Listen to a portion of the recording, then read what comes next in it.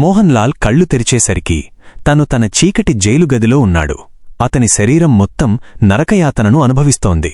ప్రతి అంగం నొప్పితో విలవిలలాడుతోంది. అప్పుడే అక్కడికి వచ్చిన డాక్టర్ సయీద్ ఒక ఇంజెక్షన్ తీసుకున్నాడు. దానిలోని చిక్కటి ద్రవాన్ని నేరుగా మోహన్ లాల్ కళ్లలోకి పోశాడు. క్షణాల్లో చూపు మందగించింది. చుట్టూ ఉన్న ప్రపంచమంతా మసకబారిపోయింది.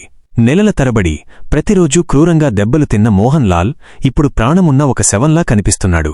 పాకిస్తానీ అధికారులు సాధ్యమైన అన్ని రకాల భయంకరమైన థర్డ్ డిగ్రీ టార్చర్ పద్ధతులను అతనిపై ప్రయోగించారు. కాని మోహన్ లాల్ గుండె నిండా దేశభక్తి ఉంది. అందుకే అతను తన నోరు విప్పలేదు. ముందుకు వెళ్లే ముందు ఒక విషయం చాలా స్పష్టంగా చెప్పాలి. ఇది ఊహించి రాసిన కథ కాదు. ఇదొక పచ్చి నిజం. భారతీయ గూఢచారి మోహన్ లాల్ భాస్కర్ స్వయంగా తన అనుభవాలను రాసుకున్న I was India spy in Pakistan అనే పుస్తకం ఆధారంగా ఈ వివరాలు ప్రపంచానికి తెలిశాయి. ఒక సామాన్య ఉపాధ్యాయుడు, ఒక అసామాన్య గూఢచారిగా మోహన్ లాల్ 1942లో పంజాబ్లో జన్మించాడు. వృత్తిరీత్యా అతను ఒక సాధారణ స్కూల్ టీచర్. అయితే ఒక సామాన్య ఉపాధ్యాయుడు దేశం కోసం గూఢచారిగా ఎలా మారాడు, ఆ శిక్షణ ఎలా సాగింది అనేది ఇప్పటికీ అత్యంత రహస్యం. ఆ సమాచారాన్ని ప్రభుత్వం ఎప్పుడూ బహిర్గతం చేయలేదు. తన దేశం కోసం గూఢచారిగా మారిన తర్వాత అతను తన అసలు గుర్తింపును వదిలేసి మొహమ్మద్ అస్లాం అనే పేరుతో పాకిస్తాన్లోకి ప్రవేశించాడు. ఒకరు కాదు, ఇద్దరు కాదు, ఏకంగా 16 రహస్య ఇంటెలిజెన్స్ మిషన్లను భారత్ కోసం విజయవంతంగా పూర్తిచేశాడు. కాని దురదృష్టవశాత్తు 1968లో తన 17వ మిషన్ సమయంలో పాకిస్తాన్ పోలీసులు అతడిని పట్టుకున్నారు. ఆ రాత్రి జరిగిన ద్రోహం. మోహన్ లాల్ తన 17వ మిషన్ కోసం సిద్ధమవుతున్న సమయంలో జలంధర్లో ఉంటున్నాడు. ఒక రాత్రి 8 గంటల సమయంలో ఎవరో అతని ఇంటి తలుపు తట్టారు. తలుపు తీయగా అక్కడ తన పాత స్నేహితుడు సముందర్ సింగ్ నిలబడి ఉన్నాడు. అతనితో పాటు అమ్రిక్ సింగ్ అనే ఒక పొడవైన బలంగా ఉన్న యువకుడు ఉన్నాడు. సముందర్ సింగ్ ఇలా చెప్పాడు, ఆస్టరిస్క్ అమ్రిక్ సింగ్ కూడా మన భారతీయ గూఢచారి.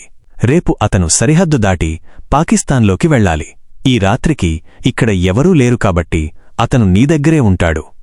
ఆస్టరిస్క్ తన స్నేహితుడు చెప్పిన మాటమీద నమ్మకంతో మోహన్ లాల్ అతడిని లోపలికి రానిచ్చాడు. ఆ తర్వాత సముందర్ సింగ్ వెళ్ళిపోయాడు. కాని అమ్రిక్ సింగ్ను చూడగానే మోహన్ లాల్ మనసులో ఏదో అనుమానం మొదలైంది. అతని ప్రవర్తన వింతగా అనిపించింది. వాష్రూంకు వెళుతున్నట్లు నటించి మోహన్ లాల్ నిశ్శబ్దంగా బయటకు వచ్చి కిటికీ సందులో నుండి లోపల ఏం జరుగుతుందో రహస్యంగా గమనించాడు. అక్కడ అతను చూసింది చూసి షాక్ అయ్యాడు. అమ్రిక్ సింగ్ తన బ్యాగ్ తెరిచి అందులో ఉన్న అత్యంత రహస్య పత్రాలను చదువుతున్నాడు. చదవడం అయిపోయాక ఆ పత్రాలను మళ్లీ ఉన్నవి ఉన్నట్లుగా జాగ్రత్తగా లోపల సర్దిపెట్టాడు. అమ్రిక్ సింగ్ దేశభక్తుడు కాదని, అతడిని అస్సలు నమ్మకూడదని మోహన్ లాల్కు అర్థమైపోయింది. వెంటనే అతను తన పై అధికారికి ఈ విషయాన్ని నివేదించాడు. కాని విచారణలో అమ్రిక్ సింగ్ అన్నింటినీ బుకాయించాడు. దురదృష్టవశాత్తు ఆ అధికారి అమ్రిక్ సింగ్ మాటలనే నమ్మాడు. ఈ చిన్న పొరపాటే భారతదేశానికి అపార నష్టాన్ని తెచ్చిపెట్టింది. అమ్రిక్ సింగ్ ఆ తర్వాత పాకిస్తాన్ ఏజెంట్లతో చేతులు కలిపి మోహన్ లాల్తో సహా ఎంతోమంది భారతీయ గూఢచారులను పట్టించాడు. 596 FIU నరకకూపం. అరెస్టు చేసిన తర్వాత మోహన్ లాల్ను లాహోర్లోని అత్యంత కఠినమైన 596 FIU ఇంటరాగేషన్ సెంటర్కు తరలించారు. అక్కడ మేజర్ ఎజాజ్ మక్సూద్ అతడిని విచారించడం మొదలుపెట్టాడు. అతను పదేపదే ఒకే ప్రశ్న అడుగుతున్నాడు. ఇస్లామాబాద్ అటామిక్ ఎనర్జీ కమిషన్ ఫైళ్లను నీకు ఎవరు ఇచ్చారు? మోహన్ లాల్ ప్రశాంతంగా తనకు ఏమీ తెలియదని సమాధానమిచ్చాడు. కోపంతో ఊగిపోయిన మేజర్ మక్సూద్ మోహన్ లాల్ కూర్చున్న కుర్చీని బలంగా తన్నాడు. మోహన్ లాల్ నేలమీద పడిపోయాడు. అయినా అతను లొంగలేదు. దీంతో అతడిని స్పెషల్ ఇంటరాగేషన్ ప్రత్యేక చిత్రహింసల కోసం హవల్దార్ ఎజాజ్ అనే క్రూరుడి వద్దకు పంపారు. భయంకరమైన చిత్రహింసలు. హవల్దార్ ఎజాజ్ గదిలోకి తీసుకెళ్లగానే మోహన్ లాల్ బట్టలు విప్పేశారు. అతడిని నేలమీద పడేసి ఒక గార్డు కాళ్లను పట్టుకోగా మరొకరు అతని వీపుపై కూర్చున్నారు.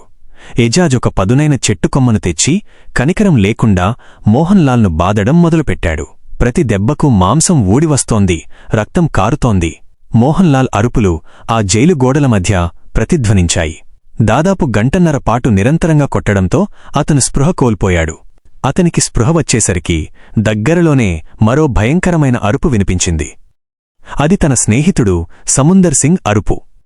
సముందర్ సింగ్ను తలకిందులుగా వేలాడదీసి స్పృహ కోల్పోయే వరకు కొట్టారు. వెంటనే గార్డులు మోహన్ లాల్ను మళ్లీ బయటకు లాగారు. ఈసారి అతడిని ఒక టేబుల్కు కట్టేసి అతని చేతులను పైకి లాగి గట్టిగా తాడులతో కట్టారు. ఆ తాడులు అతని మణికట్టు లోపలికి దిగిపోతున్నాయి. 6 వ్యక్తులు చుట్టూ చేరి ఏకకాలంలో అతని పాదాలు, నడుము, వీపు మరియు తలపై దారుణంగా కొట్టారు. మళ్లీ స్పృహ కోల్పోవడం, చన్నీళ్లు చల్లిలేపడం, మళ్లీ కొట్టడం ఇదే పనిగా సాగింది. ప్రతిసారీ వారు అటామిక్ ఎనర్జీ కమిషన్ వివరాల కోసమే అడిగేవారు. కాని మోహన్ లాల్ మాత్రం స్థిరంగా నాకు ఏమీ తెలియదు అనే మాటనే పునరావృతం చేశాడు. దాదాపు 6 నెలలపాటు ప్రతిరోజూ ఎలక్ట్రిక్ షాక్లు, కళ్లలో మిర్చి పేస్ట్ పూయడం, గడ్డకట్టే మంచుమీద పడుకోబెట్టడం వంటి రాక్షస కృత్యాలు చేసినా మోహన్ లాల్ ఒక్క రహస్యం కూడా బయటపెట్టలేదు. చౌదరి పరిచయం మైనస్ ఒక చిన్న ఊరట. చిత్రహింసల తర్వాత మోహన్ లాల్ను లాహోర్ పోలీస్ స్టేషన్కు తరలించారు. అక్కడ సబ్ ఇన్స్పెక్టర్ చౌదరి అతడిని విచారించడం ప్రారంభించాడు. అయితే ఇక్కడ ఒక ఆశ్చర్యకరమైన విషయం వెలుగులోకి వచ్చింది. దేశ విభజనకు ముందు సబ్ ఇన్స్పెక్టర్ చౌదరికి మోహన్ లాల్ తండ్రి అయిన పండిట్ అమిచంద్ తెలుసు. ఆ పాత పరిచయంతో చౌదరి మనసు కరిగింది. తన కస్టడీలో ఉన్నన్ని రోజులు చౌదరి మోహన్ లాల్ను తదుపరి చిత్రహింసల నుండి కాపాడాడు. అతనికి సరైన ఆహారం అందేలా చూస్తూ కోర్టు విచారణలు త్వరగా జరిగేలా సహకరించాడు. అదే సమయంలో మోహన్ లాల్కు మరొక విషయం తెలిసింది. తనకు ద్రోహం చేసిన అమ్రిక్ సింగ్ కూడా పాకిస్తాన్ పోలీసులకు దొరికిపోయి అదే జైలులో ఖైదు చేయబడ్డాడు. కాని అతడిని ఎందుకు అరెస్టు చేశారు అనే విషయం మోహన్ లాల్కు అప్పుడు అర్థం కాలేదు. మోహన్ లాల్ భాస్కర్ మనుగడలో ఇది అత్యంత కీలకమైన 2వ దశ ముగింపు. ఆ నరకయాతనను దాటుకుని అతను మళ్లీ మాతృభూమికి ఎలా చేరుకున్నాడు అనేది ఒక అద్భుతం. తదుపరి అడుగు. మోహన్ లాల్ జైలు నుండి ఎలా తప్పించుకున్నాడు? పాకిస్తాన్ కోర్టు అతనికి ఏ శిక్ష విధించింది? మరియు చివరకు అతను భారతదేశానికి ఎలా తిరిగి వచ్చాడు అనే తదుపరి భాగం